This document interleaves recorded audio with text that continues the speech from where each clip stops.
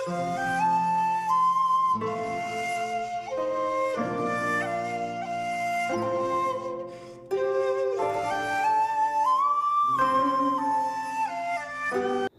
दोस्तों, good morning, जय श्री कृष्णा, राधे राधे। कैसे हैं आप सब? आई होप आप सब बहुत अच्छे होंगे, जहां भी होंगे स्वस्थ और मस्त होंगे। सो गाइज, हमारे चैनल में आप सभी को बहुत बहुत स्वागत है। उम्मीद करती हूँ आप सब बहुत अच्छे होंगे, जहां भी होंगे स्वस्थ और मस्त होंगे।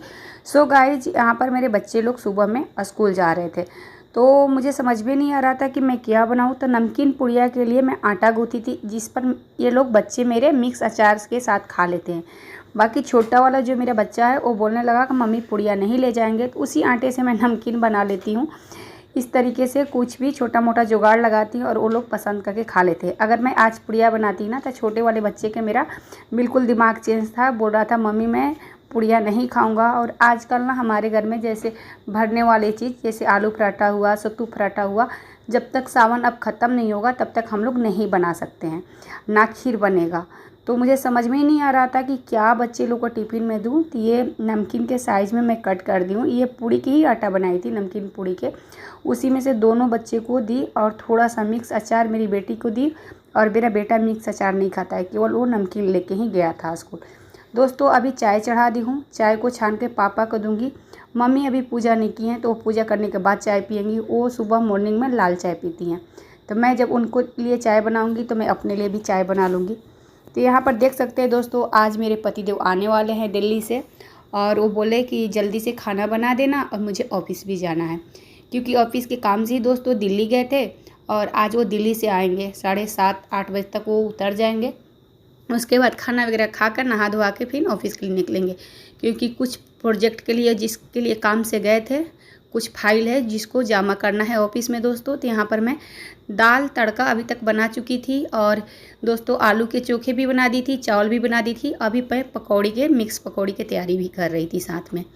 और मेरे हस्बैंड आ गए थे, बच्चे लोग को छोड़ने चले गए थे। तब तक मैं इधर सारे खाने रेडी कर रही थी। वो बच्चे लोग को छोड़ के आएंगे, उसके बाद नहाएंगे, तब तक मेरा खाना बन के रेडी हो जाएगा दोस्तों। और आज मैं पूरी फैमिली के लिए नाश्ता कुछ भी नहीं बनाई थी, डायरेक्ट मैं खाना ही बना दी थी। शाम तक पास्ता वगैरह कुछ बना दूंगी, तो 3-4 बजे के लगभग, क्योंकि हस्बैंड जी केवल फाइल सबमिट करने जाएंगे ऑफिस, फिर थोड़ा देर के बाद आ जाएंगे, क्योंकि रात भर दिल्ली से वो चेयर कार वाला में बैठ के आए हैं, तो उनको नींद भी लग रहा था, आँख पूरा सूजा हुआ था, रात भर पूरे बैठ के ही आए हैं दोस्तों। तो यहाँ पर मैं पकौड़ी तलना स्टार्ट कर दी थी दोस्तों। जैसे ही पकौड़ी तला जाएगा एक बार, तो मैं सबसे पहले मैं अपने ससुर जी को खाना दे दूंगी, क्योंकि पापा के आँख बना हुआ था। तभी हम लोग मॉर्निंग में उनको जल्दी से नाश्ता वगैरह कुछ खाना खिलाकर हम लोग दवा खिला देते हैं। तो यहाँ पर मैं एक बार पकौड़ी तल ली हूँ और पापा के लिए खाना भी निकालना स्टार्ट कर दी हूँ। तो ये देख सकते हैं, चावल चोखा और अचार निकाली हूँ, और अभी दाल निकालूंगी और पकौड़े लेके पापा को दे दूँगी। उसके बाद में हस्बैंड जी भी नहा लेंगे तो उनको भी दूँगी, फिर सासू माँ को भी दूँगी दोस्तों, एक बात बताइए कि आपके साथ भी ऐसा होता है कि महीने के शुरुआत में आप सोचती हैं कि इस बार खर्च अच्छे से संभालेंगे, थोड़ा पैसा भी बचा लेंगे, लेकिन महीने के आखिरी तक आते आते समझ में नहीं आता कि पैसे गया कहाँ। फिर जब पर्स या मैं बैंक अकाउंट देखती हैं तो लगता है कि अभी तो महीने की शुरुआत ही हुई थी और अब फिर से अगले महीने का इंतज़ार करना पड़ रहा है। और सबसे हैरानी की बात यह होती है कि कोई बहुत बड़ी खरीदारी भी नहीं की होती है, कोई महंगा सामान भी नहीं लिए होते हैं, ज़्यादा घूमना फिरना भी नहीं हुआ है, फिर पैसा ख़त्म कैसे हो गया। सच कहूँ तो पहले मुझे भी यही लगता था कि शायद पैसे कम पड़ रहे हैं, लेकिन बाद में समझ आया कि कई बार परेशानी कम पैसे की नहीं होती है, परेशानी उन छोटे छोटे खर्चों को होती है जो रोज़ थोड़ा थोड़ा कर होते रहता है। कभी बाज़ार से कुछ एक्स्ट्रा ले आए और ऑनलाइन कुछ मंगवा लिया, कभी बिना ज़रूरत की कोई ऑफ़र देकर ख़रीद लिया।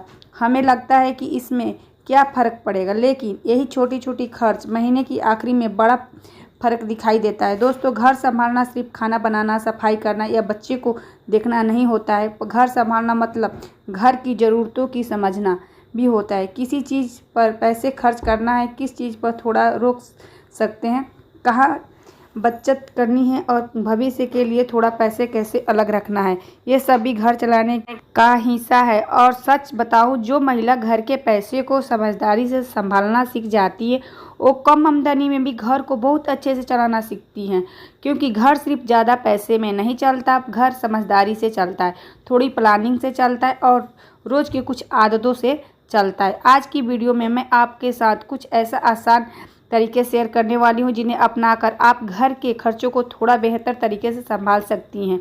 कोई मुश्किल नियम नहीं है, ना ही आपको बहुत ज़्यादा हिसाब किताब करने की ज़रूरत पड़ेगी। बस कुछ छोटी छोटी आदतें हैं जो धीरे धीरे आपकी बचत बढ़ाने की मदद कर सकती है। तो वीडियो को आखिरी तक ज़रूर देखिएगा। हो सकता है कि आज की वीडियो की कोई एक बात आपके घर के बजट में बड़ा फ़र्क ले आ दे। सबसे पहला तरीका है अपने घर के बजट बनाना शुरू कर दीजिए। दोस्तों, अगर मुझसे कोई पूछे कि घर को खर्चों को संभालने और बचत शुरू करने का सबसे आसान और सबसे असरदार तरीका क्या, तो मैं बिना सोचे कहूँगी कि अपने घर का बजट बनाना शुरू कर दीजिए। जब मुझे पता कि बजट शब्द सुनते ही बहुत सी महिलाओं को लगता है कि यह मुश्किल काम है। यह शायद उन लोगों के लिए होता होगा जो फाइनेंस पढ़े हैं या जिन्हें हिसाब किताब बहुत अच्छी तरह से आता है। लेकिन सच कहूँ तो बजट बनाना इतना आसान है कि कोई भी महिला इस कर सकती है, और इसके लिए आपको ना कोई बड़ी पढ़ाई की ज़रूरत है, ना कोई मोबाइल ऐप की, और ना ही घंटों बैठकर हिसाब लगाने की। बस ज़रूरत है कि एक छोटी सी आदत की, क्योंकि सबसे बड़ी समस्या यह नहीं होती कि घर में पैसा कम आ रहा है। सबसे बड़ी समस्या यह होती है कि हमें ठीक से पता ही नहीं होता कि पैसे जा कहाँ रहा है। सोच कर देखिए, सुबह दूध वाला आया, पैसे दे दिया। दोपहर में सब्जी वाला आया, पैसे दे दिया। बच्चे ने स्कूल के लिए कुछ मांग, पैसे दे दिया। शाम को बाजार गई तो कुछ ज़रूरत के सामान साथ 2-4 चीज़ें और ले आई। फिर भी ऑनलाइन कोई ऑफ़र दिखाई दिया गया, कभी किसी चीज़ की ज़रूरत पड़ गई, और ऐसे ही पूरे महीने पैसा निकलते रहता है, क्योंकि उस समय हर खर्च छोटा लगता है। आपके 100 रुपया खर्चे होते हैं, फिर आप सोचती हैं अरे यार चलो 100 रुपये के ही तो था। फिर 200 रुपये की कोई चीज़ खरीदती हैं, फिर आपको लगता है अरे यार चलो 200 रुपये की ही था। ऐसे कर करके कभी 500 की खरीदती हैं। इस तरीके से छोटे छोटे अमाउंट करके आपकी पूरे महीने में काफ़ी फर्क डालता है आपके बजट पर, और आपको समझ में नहीं आता है। दोस्तों, यहाँ पर देख सकते हैं, मैं भी एक सूट मंगाई थी येलो कलर के, क्योंकि मुझे बृहस्पतिवार के ना येलो सूट पहनना था। मेरे येलो कलर के जितना भी सूट था सब खराब हो गया था, तो वही खोलकर मैं देख रही थी क्या अच्छा है। अगर ये अच्छा रहेगा, सबको दिखाऊंगी, तो मैं रखूँगी या रिटर्न कर दूँगी। मैं अपने सासू माँ और हस्बैंड जी को दिखाई सूट, तो वो लोग बोलती है ठीक है रख लो। 530 रुपये का सूट था दोस्तों। अभी इसको सिलने के देंगे तो 350 से 400 रुपया लग जाएगा, क्योंकि इनर वाले सूट है, अंदर अस्तर डाल के सिलना है। और हम सारे लेडीज़ को यही समस्या होते हैं कि हमें दिखता है तो लगता है कितना ही पैसा का है, चलो ले लेते हैं, इसकी काफ़ी ज़रूरत है। मैं कई दिन से ऐड टू कार्ड में करके रखी थी, बहुत सोची। ये सूट 650 के था, बाकी 15 अगस्त के ऑफ़र था मीशो पर, ये 527 रुपये के हमें पड़ गया था। हम 530 रुपये दिए थे, और 3 रुपये उनके पास नहीं था, तो रिटर्न नहीं किए थे। तो इस सूट को सिलाऊंगी बृहस्पतिवार को पहनने के लिए दोस्तों, क्योंकि मेरे पास 2 पीला सूट है, बाकी अभी ख़राब हो चुका है, बाहर पहन के जाने लायक नहीं है दोस्तों, क्योंकि मैं रोज़ स्कूल जाती हूँ बच्चे लोग को लाने के लिए। तो हम यही सोचते हैं कि ज़्यादा अमाउंट नहीं लगा, इतना ही के उतना ही के, इसी तरीके से हमारा पैसा निकलते जाता है। आप लोग की ये समस्या नहीं है, मेरा भी समस्या है दोस्तों।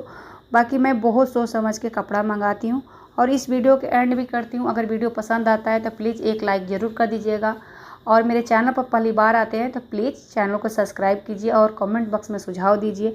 आप लोग को पूरा वीडियो देखने के लिए मैं मधु दिल से धन्यवाद करती हूँ। मिलती हूँ नेक्स्ट वीडियो में और अच्छे से वीडियो के साथ। तब तक के लिए बाय बाय दोस्तों।